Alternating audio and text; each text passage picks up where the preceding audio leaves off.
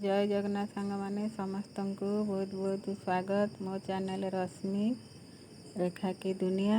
आज मु बनैबी सजना फुलर भजा। आशा करुँची रेसिपीटा भल लगे। वीडियो को संपूर्ण देखंतु। चलतु स्टार्ट करवा। प्रथमे सजना फूल को बाछिकी भल कि धोई नवा। देखो ये मु बाछि देछि आ ताको पानी पुरेकी 2 ରୁ 3 थर धोई नवा। वीडियो भल लगे लाइक करेंगे, सांग सहित शेयर करेंगे। चैनल जो नुआ प्लीज चैनल को सब्सक्राइब करदे। फेसबुक रे रश्मि कुक बुक जदि देखुंत निश्चय लाइक करेंगे, फॉलो करेंगे। फूल को भल कि धोई धुआकी साइड रे रखी नवा। आठी गोटे कड़ई नहीं से तेल 2 ରୁ 3 चामच दे दूची। तेल ताती गला पर आम 5 फुटन देदबा।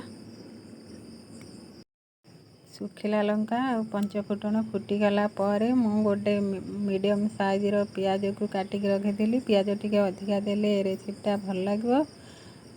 पियाज को टिके भाजी दबा, भल कि भाजी दबा। भाजी हो गला पर ये रेसिपीटा पखाल भात सहित गरम गरम खाया को बहुत भल लगे।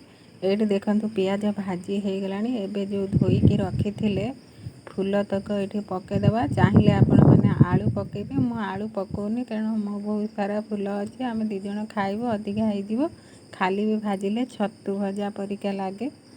आउे मु खाली भाजुची। आउ पकईदेला भल के टिके गोले नवा। आउ आवश्यक अनुजाई हलदी गुंड लंका गुंड देकी ताको गोले नवा। देखी ताको जाकी देकी आमे ढांकण ढांकीदबा टिके सीझिब। आगुरी मु सजना फूलर बरा भी बनै थिली। आज ये भजाटा बनाऊँगी। सजना फूल यदि भाजी ना निश्चय एमती भाजतु। आउ केमती लगिला कमेंट बॉक्स रे कमेंट दियंतु।